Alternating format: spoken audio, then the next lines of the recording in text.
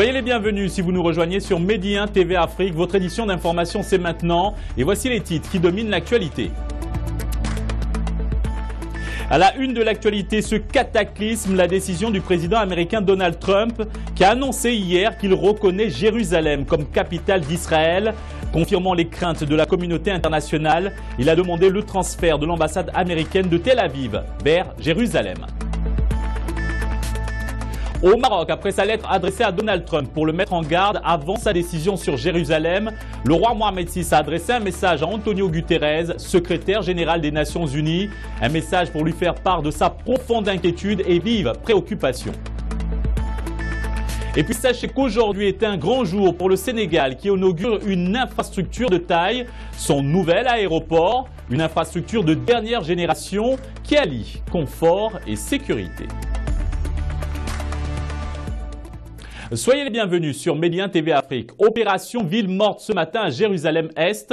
Les rideaux des commerces sont restés baissés, les rues désertes dans la partie orientale de la ville qui compte près de 300 000 résidents palestiniens vivant sous occupation depuis 1967 et qui, à l'instar de tous leurs compatriotes à Gaza, Ramallah, Bethléem ou ailleurs en Cisjordanie occupée, considèrent cette zone comme la capitale du futur État de Palestine.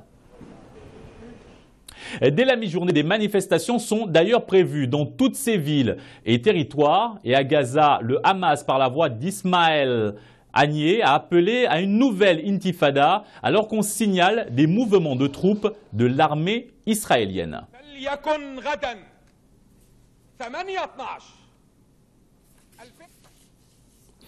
Je vous propose maintenant de revenir sur les dernières heures avec la décision de Donald Trump à l'origine de ce cataclysme. Hier à 18 h GMT, le président fait son annonce comme prévu. Le président a donc officiellement reconnu Jérusalem comme capitale d'Israël et ordonné les préparatifs pour le transfert de l'ambassade américaine de Tel Aviv vers la ville sainte.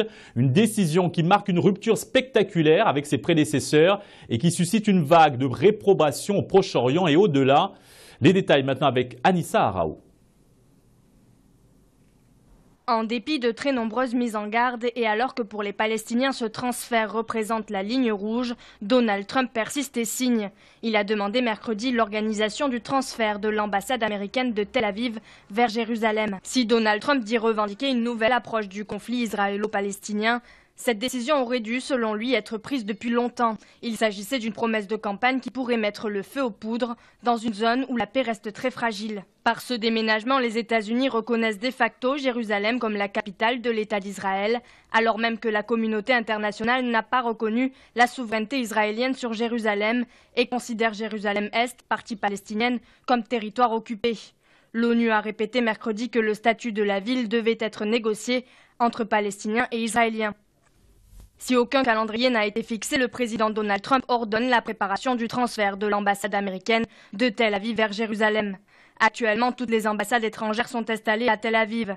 En 1995, le Congrès américain avait adopté le Jerusalem Embassy Act, appelant les États-Unis à déménager l'ambassade. Mais jusqu'à présent, les présidents américains avaient systématiquement repoussé son application. L'autorité palestinienne, interlocutrice des États-Unis, d'Israël et de la communauté internationale, avait déjà prévenu que cet acte discréditerait les États-Unis comme intermédiaire impartial du processus de paix. Sur instruction royale, le ministre des Affaires étrangères et de la coopération internationale, Nasser Bourita, a notamment convoqué la chargée d'affaires de l'ambassade des États-Unis à Rabat. Au cours de cette réunion, Nasser Bourita a remis officiellement à Stephanie Miley le message écrit adressé par le roi Mohamed VI au président Donald Trump, un message dans lequel le souverain a exprimé sa profonde préoccupation avant même l'annonce de la décision du président américain Donald Trump sur Jérusalem. Le message du souverain insistait également sur la centralité de la question d'Al-Quds, le refus de toute atteinte à son statut juridique et politique, mais aussi la nécessité de respecter sa symbolique religieuse et de préserver son identité civilisationnelle ancestrale. Le Premier ministre israélien Benjamin Netanyahou a lui salué comme un jour historique la reconnaissance par Donald Trump de Jérusalem comme capitale de l'État d'Israël. Il a aussi affirmé que la décision du président américain ne changerait rien en ce qui concerne les lieux saints des 3 grandes religions monothéistes à Jérusalem, affirmant l'engagement israélien à maintenir le statu quo. Jérusalem abrite des lieux sacrés pour les juifs, les chrétiens et les musulmans, dont le 3e lieu saint de l'islam, l'esplanade des mosquées. Cette décision est un important pas vers la paix, a ajouté le Premier ministre. Et Mahmoud Abbas, les États-Unis ne peuvent plus jouer leur rôle historique de médiateur de paix avec les Israéliens. La réaction du président de l'autorité palestinienne, Mahmoud Abbas, est donc loin d'être aussi optimiste. Le président palestinien estime cependant que l'annonce de Donald Trump ne changera rien à la situation de la ville de Jérusalem, qui reste selon lui la capitale éternelle de l'État de Palestine. De son côté, le Hamas a jugé que cette annonce ouvrait, je cite, les portes de l'enfer pour les intérêts américains dans la région. Les groupes palestiniens ont appelé à 3 jours de rage. Avec cette décision, qui était l'une des promesses emblématiques de sa campagne, Donald Trump prend le risque de saper les timides espoirs de reprise des négociations, tout en risquant de provoquer une poussée de fièvre dans la région. Des Palestiniens ont prévu aujourd'hui un rassemblement à Ramallah en Cisjordanie, territoire occupé par l'armée israélienne depuis 50 ans. La veille, ils étaient des centaines dans la bande de Gaza à avoir brûlé des drapeaux américains et israéliens et des portraits de Donald Trump. Après sa lettre adressée à Donald Trump pour le mettre en garde avant la décision sur Jérusalem, le roi Mohammed VI avait déjà adressé un message à Antonio Guterres, secrétaire général des Nations Unies, un message pour lui faire part de sa profonde inquiétude vis-à-vis de l'intention de l'administration américaine de transférer l'ambassade des États-Unis de Tel Aviv vers Jérusalem. Retour sur le message du roi avec Anissa Araou. En sa qualité de président du comité Al-Quds, le roi Mohammed VI a adressé un message au secrétaire général de l'Organisation des Nations Unies, Antonio Guterres. Dans cette correspondance, le souverain estime qu'il s'agit d'une tentative d'imposer un nouveau fait accompli en violation des résolutions de la légalité internationale. Le souverain y a aussi exprimé sa profonde préoccupation personnelle, ainsi que la grande inquiétude ressentie par les États et les peuples arabes et musulmans. Le roi Mohammed VI a affirmé que telle décision risque d'agiter le spectre des conflits religieux et confessionnels, altérer les efforts internationaux pour la paix et attiser les violences et l'extrémisme. Le souverain affirme avec détermination la préservation du statut d'Al-Quds est indissociable du processus de paix. Toujours dans son message adressé au secrétaire général des Nations Unies, le roi Mohammed VI a rappelé qu'Al-Quds était partie intégrante des terres spoliées des Palestiniens, mais également la cause de la Oumma arabe et islamique, suggérant par la même occasion à Antonio Guterres de dissuader l'administration américaine de prendre une quelconque mesure se rapportant à Al-Quds.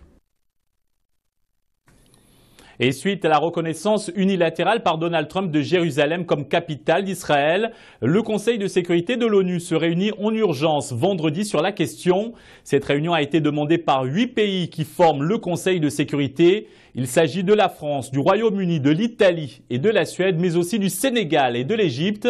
Et le lendemain, samedi, le Conseil de la Ligue arabe au niveau des ministres des Affaires étrangères va tenir une réunion d'urgence au Caire en Égypte.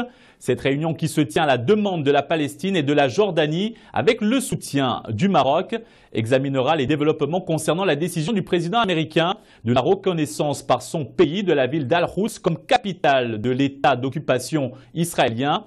Le président turc Recep Tayyip Erdogan va organiser à son tour le 13 décembre à Istanbul un sommet extraordinaire de l'Organisation de coopération islamique pour permettre aux pays musulmans d'agir de façon unifiée et coordonnée face à ces développements. Après l'Algérie, le président français Emmanuel Macron est en visite au Qatar. C'est son 2e voyage en moins de 2 mois dans cette région stratégique plongée dans l'incertitude. Depuis 6 mois, le Qatar est en crise avec plusieurs de ses voisins, dont l'Arabie Saoudite, les Émirats Arabes Unis, Bahreïn et l'Égypte, qui tentent de lui imposer un blocus. Je vous propose maintenant d'écouter le président français Emmanuel Macron. Je voulais vous dire combien la mission que vous effectuez ici, sur cette base d'Al Udeid, est importante. Elle est importante parce qu'elle permettra dans les prochains mois de terminer victorieusement la guerre contre Daesh dans la zone irako-syrienne. Le printemps prochain sera décisif pour la situation en Irak Et nous continuerons à travailler avec le Premier ministre Abadi à ce que les élections se passent dans le calme. Voulons construire la paix, assurer la stabilité de la Syrie, c'est-à-dire éviter sa partition, éviter la domination de certaines puissances régionales qui y voient parfois plus leur intérêt que la paix. Notre présence ici, dans les prochains mois, sera déterminante. Aujourd'hui, le Sénégal inaugure son nouvel aéroport, une infrastructure de taille d'un coût de 423 milliards de francs CFA. Une inauguration en grande pompe donc. Il faut dire que les autorités espèrent de nombreuses retombées économiques de cette nouvelle infrastructure. Son nouvel aéroport, l'inauguration a lieu en ce moment. C'est ce qu'on va voir dans ce sujet signé Alison Fernandez et Mbaindia. Un chantier colossal vient de s'achever. Il aura fallu 10 ans pour voir ce nouvel aéroport sortir de terre. Mais le jeu en valait la chandelle. Désormais, la capitale sénégalaise dispose d'un des aéroports les plus modernes de la région. Avec davantage de confort et de sécurité que dans l'ancien aéroport, qui datait de 1947 et qui était arrivé à saturation. L'ancien aéroport était dimensionné pour 1,5 million de passagers. Aujourd'hui, on est à 2 millions de passagers. Cet aéroport est dimensionné pour le départ à 3 millions de passagers. Ça signifie déjà qu'on a effectivement une très grande marge. Grâce à cette nouvelle infrastructure, les autorités espèrent booster d'une part le tourisme, un secteur clé de l'économie sénégalaise. Il est le deuxième pourvoyeur de devises après la pêche et représente un chiffre d'affaires de 300 milliards de francs CFA par an. Autre développement escompté grâce au nouvel aéroport, les exportations. Aujourd'hui, le Sénégal a la particularité d'avoir des préférences commerciales partout dans le monde, en Chine, au Japon, en Inde, en Australie, au Canada, etc., qui font qu'aujourd'hui, on a une ouverture en termes de clientèle au niveau mondial de 3 milliards de clients partout dans le monde. Au sein de l'aéroport, un aérogare fret s'étend sur 5600 mètres carrés et permet de stocker 50 000 tonnes de produits par an. Parmi les autres équipements dont dispose l'aéroport, un terminal spécialement conçu pour les pèlerins et un pavillon présidentiel. Et ce n'est pas fini. D'ici quelques années, si les choses se développent comme prévu, des travaux d'extension pourront être réalisés. L'aéroport international Blaise Diagne est aujourd'hui construit sur une surface de 2600 hectares et 2000 autres hectares sont disponibles. Dans sa pleine capacité, l'infrastructure pourra accueillir 10 millions de passagers par an. Et pour plus de détails sur cette inauguration qui se tient en ce moment, nous retrouvons notre correspondant Amadou Sabarba qui nous fait vivre cet événement. Nous sommes à Diass où se tient actuellement la cérémonie officielle d'inauguration de l'aéroport international Blaise Diagne. Comme vous le voyez derrière moi, c'est une ambiance de fête. Les populations des villages environnants sont venues massivement assister à cette inauguration. Un tour à l'intérieur de cet aéroport, tout est fait prêt. La piste d'atterrissage est bien arrosée. Le personnel également est sur place. Du côté de la sécurité, un cordon sécuritaire est mis tout au long de l'autoroute qui mène vers l'aéroport. La gendarmerie et la police sont aux aguets pour une sécurité permanente. C'est tout pour cette édition d'information. Merci de nous rester fidèles. Agréable suite des programmes sur Média TV Afrique.